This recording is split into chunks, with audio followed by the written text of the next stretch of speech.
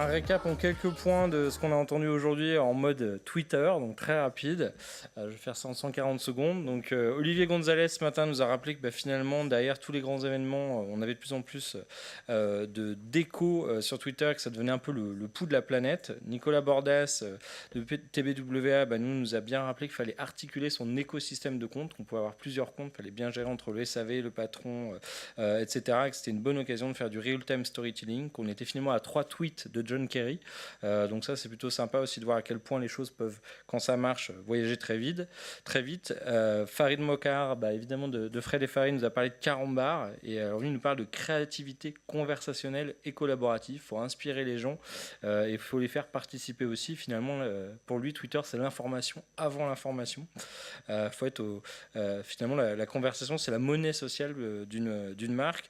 Orange, c'était assez intéressant aussi parce que je pense que c'est peut-être une des plus grosses boîtes de France et pourtant c'est une de celles qui expérimente le plus sur les médias sociaux. Ils sont à la fois avec des choses structurantes, SAV, etc. Et puis ils testent toutes les nouvelles plateformes, dont Vine ici, dont ils nous parlaient avec leur défi d'impro en 6 secondes avec des artistes comme Arnaud de sa mère.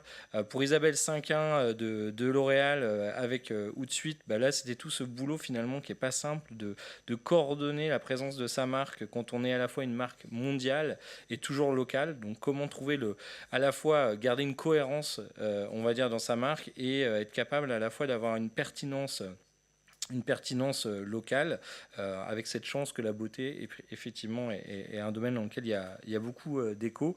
Ou de suite étant là entre autres pour nous aider à gagner du temps. Nous on est assez fans, on l'utilise pas mal. Ça permet de tweeter très vite sur plusieurs plateformes en même temps. Petit témoignage d'Air France qui nous rappelle qu'aujourd'hui, la relation, elle doit devenir personnalisée et intentionnée. On doit enrichir son CRM grâce à tous les échanges qu'on a eus pour gagner en proximité, surtout quand on est une grande marque, en réactivité, en mobilité. On voit bien qu'on a des problèmes avec son avion. On ne veut pas une réponse 3 ans après, et puis essayer d'être un peu plus prédictif.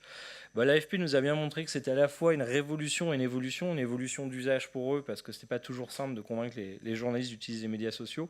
Et en même temps, pour eux, c'est assez naturel d'utiliser cette plateforme pour faire partager surtout les visuels. C'est quand même 80-120 tweets par jour de la part de l'AFP qui est présent dans plus de 200 pays. Donc c'est aussi une belle opportunité, mais avec quand même ce boulot nécessaire d'intermédiaires comme l'AFP de checker les contenus, parce qu'on voit bien sur Twitter, tout le monde peut prendre la parole. Donc là aussi, c'est d'avoir une autorité qui fait quand même foi. Museum Week, je pense que c'était vraiment sympa aussi de montrer que c'est pas réservé aux grandes marques et qu'on peut partir avec peu de moyens et faire des grandes choses, partir de 12 musées, finir à 600 pour cette Museum Week et que voilà, la culture, elle peut aussi se propager sur des choses innovantes, même quand on n'a qu'une personne dans son équipe, comme on nous l'a dit. PSG, c'était aussi intéressant de montrer la nécessité de la collaboration, de la coordination avec ses employés, enfin en tout cas ses footballeurs ou ses stars, et avec les autres clubs. Voilà, on est aussi dans cette coopétition intelligente pour relayer les choses. La FNAIM, c'était aussi intéressant de montrer que pour eux, c'est aussi un outil d'hyperveille, comme il était dit, et de relation presse. Quand on est dans un contexte un peu touchy politiquement, finalement, ça permet d'être vraiment à l'écoute, de pouvoir rebondir, même sur des sujets qui paraissent pas comme ça simples, et puis avec des coûts d'engagement intéressants. Darwin, ça nous l'a bien montré, quand on parle de télé, d'entertainment, créativité, hacking, il faut surprendre, engager son audience. Merav, qui est quand même une des seules avocates que je comprends, qui parle français et qui connaît Internet, c'est que ça, c'est pas waouh.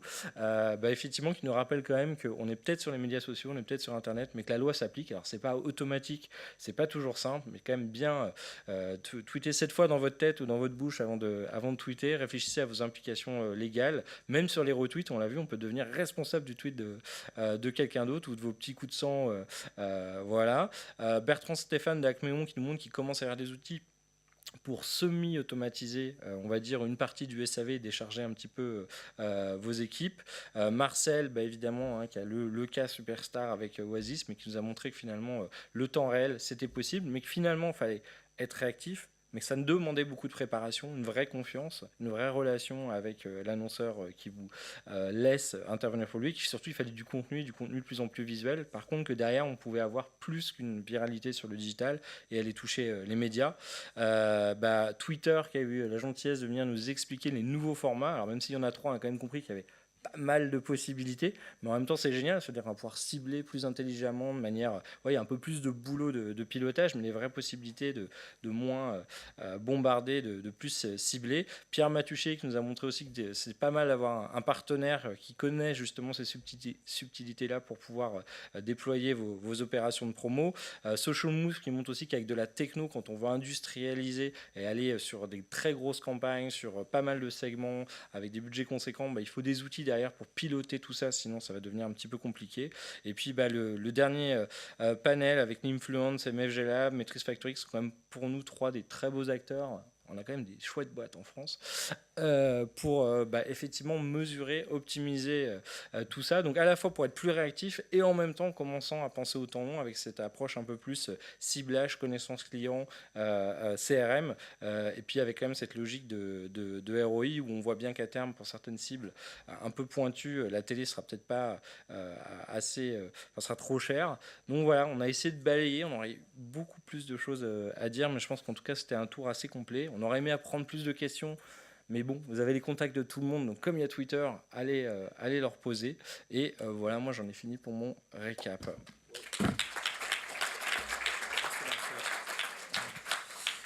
Merci beaucoup, j'appelle Christopher de Twitter et Olivier pour la photo finale, photo d'équipe.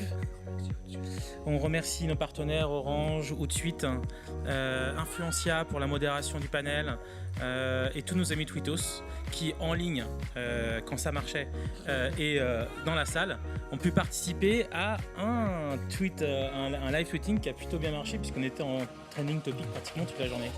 Voilà. Un petit mot, Olivier ? Un petit mot rapidement pour vous remercier tous et remercier surtout les intervenants. Alors d'abord le Hub Forum, ça c'est la moindre des choses. Et on dit de Twitter qu'il est live, et c'est ça un fait, public et conversationnel. On l'a vu aujourd'hui puisqu'on a parlé depuis ce matin, 9h, et on pourra en parler encore pendant des heures. Je vous remercie, c'était très animé et surtout ce qui est impressionnant, c'est la qualité des intervenants aujourd'hui qui était très bluffant. Donc merci encore à tous et je vous souhaite un très très bon week-end et merci. Sur Twitter, voilà. Sur Twitter. J'en profite pour annoncer nos prochains événements. J'appelle Vincent Puren en charge du prochain update. Tu nous dis juste un petit mot ? Oui, merci Vincent. Donc, ça se déroulera le 13 juin. C'est Future of Products et l'idée c'est vraiment de définir à quoi ressemblera les modes de consommation de demain et puis les entreprises de demain. Donc on parlera Open Innovation, impression 3D, Internet des objets et tout ce qui va avec. Donc on a déjà des super speakers. N'hésitez pas à venir me voir ou à demander vos invitations. Vous êtes tous bien évidemment invités. Merci. Voilà, et pendant qu'ils préparent à ça, nous on sera à Sao Paulo et à Rio pour le Hub Forum. Pour ceux qui veulent suivre ça, chacun son truc. Non, il faut répartir un petit peu parce que voilà. Donc on vous donne rendez-vous le 5 juin à Sao Paulo pour le premier Hub Forum à la veille de la Coupe du Monde. Voilà, merci beaucoup. Voilà. Ok.